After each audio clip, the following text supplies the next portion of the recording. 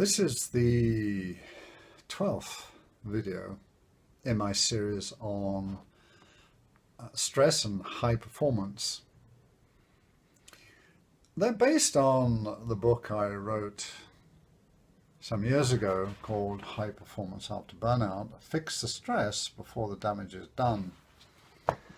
Now, the subtitle is the really important message because I went through burnout and it really did muck up my life. But that was way back in 1985, 86.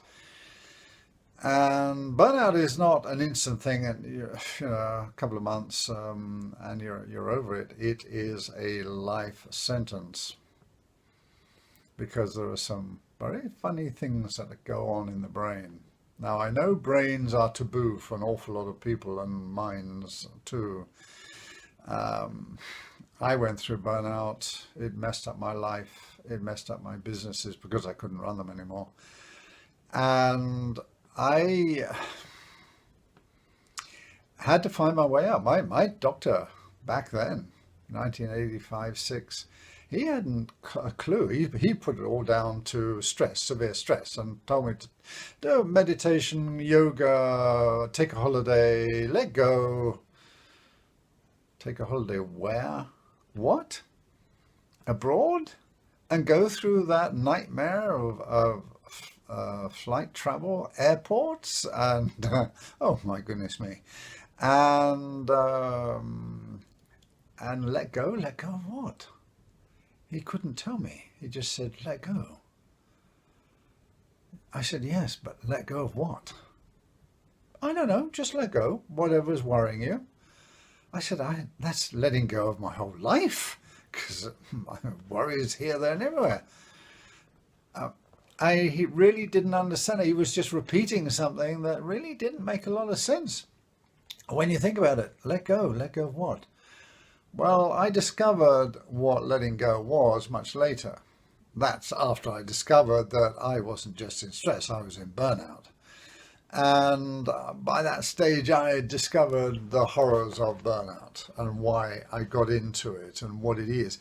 Because I didn't just sit back and let go.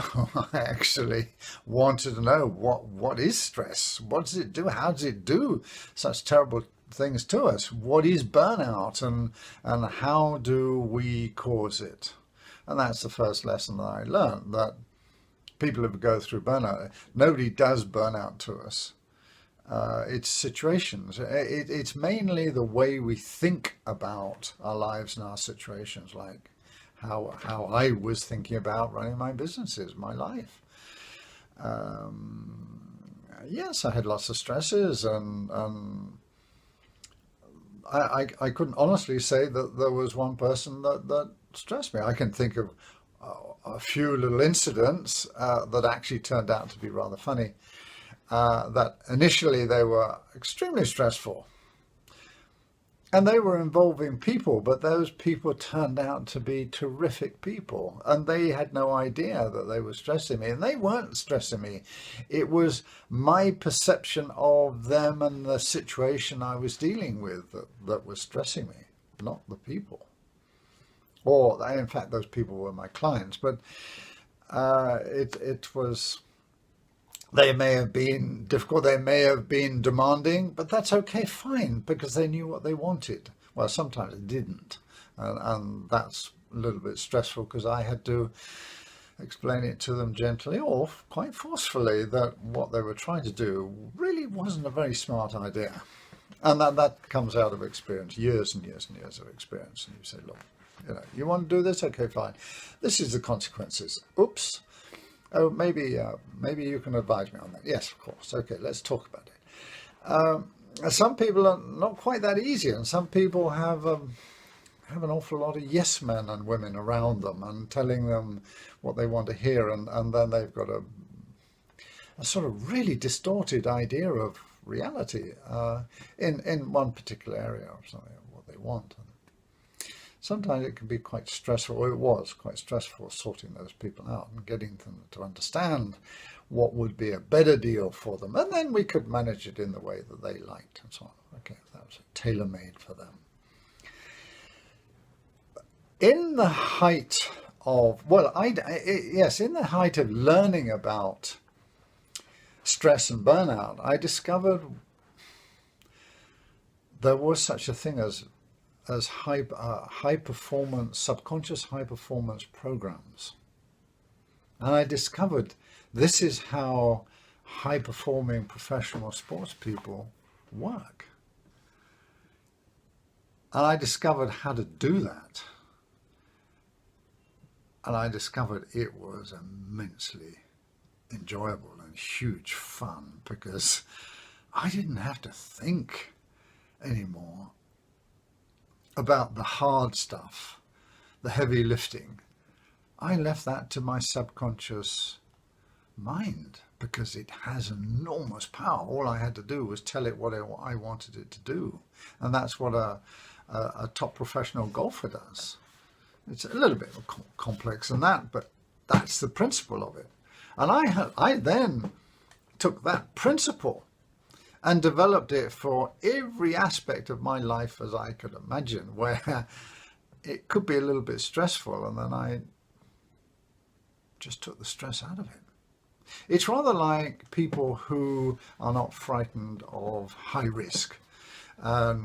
Companies who deal in high risk issues, in actual fact, there's very little risk. You wonder how they survive.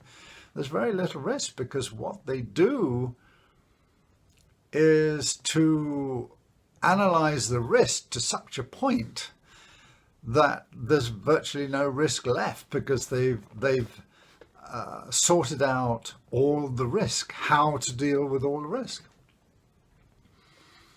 Now, the subconscious brain can do that very fast, very quickly. You just tell it what you want it to do and then get out of its way.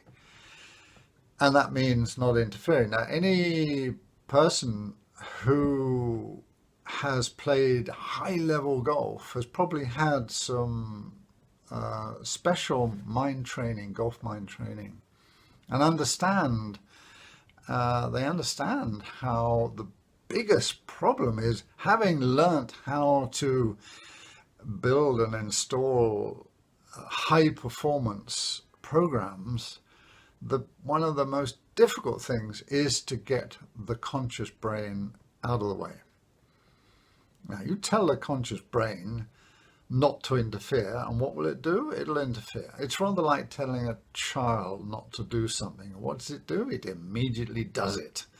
Not to be particularly obstreperous, but because telling them not to do something triggers their imagination, and they've said, "Wow, I'll try that."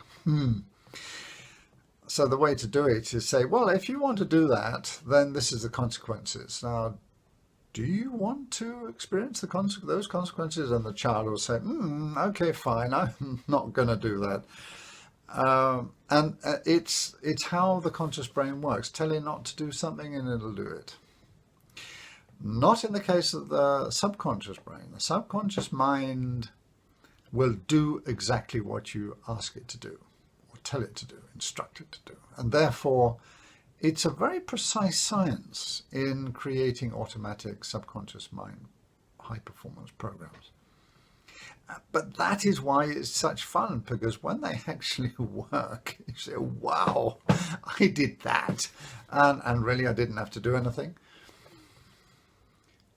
And another area of this, I said that I use this for all sorts of things in my life. Another area of this is stress and anticlimax. Well, anticlimax is after the big wow moment, when you're winging it. Now, if you do that with a conscious mind, which is quite possible, there's a lot of stress, a lot of preparation, and finally you get onto that high, and then you succeed, and then there's the big party, and bang, then there's the anticlimax. And that happens very often with actors, particularly on the stage.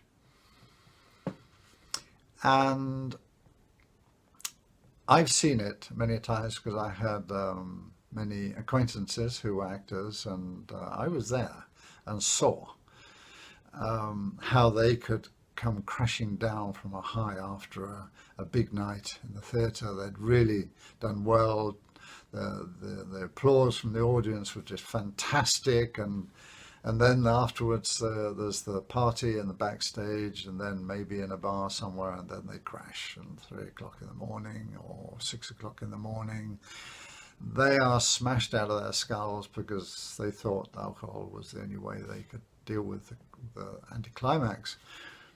Now, the thing about subconscious high performance programs is they don't trigger the adrenaline that happens in the wow or the cortisol. And that is what, when those things shut down, when those things run out, when the adrenaline runs out, that's when the person involved hits crashes into anticlimax. But with high performance programs, they prevent the high performance, does the high performance without the adrenaline or the cortisol. Doesn't need it. It's just too powerful. It's just so capable. And therefore, when the show is over and the after show party is over, there's no anticlimax. It's just go home and with your friends and finish the night and then go to bed and go to sleep, and as we all do. The trick of high performance programs is amazing. Well, it's not a trick. It's natural. It's what we've all got. It's just there to use, but nobody knows about it because largely talking about the brain is taboo and nobody knows about it anyway. Read the book, High Performance After Burnout. Fix the stress before it happens. But there's a lot of stuff in there about, there's over 300 pages, stuff about how to use the subconscious brain for high performance. Never mind about burnout. But it'll also tell you how to avoid burnout, or if you do get into burnout, how to get out of it. So this is Robert Denton. This is the end of this video, and thanks for watching. And if you wish to register, please do, and give it the thumbs up, and see you next time. Don't forget, High Performance After Burnout, available at Amazon.com. And if you have to be in Switzerland and you want to buy a copy, you can't because of the Swiss government restrictions on Amazon, but you can get it at firsthousepress@gmail.com.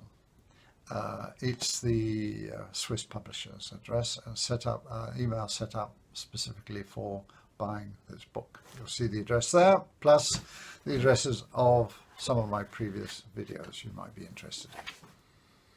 Thanks for watching. This is Robert Denton signing off.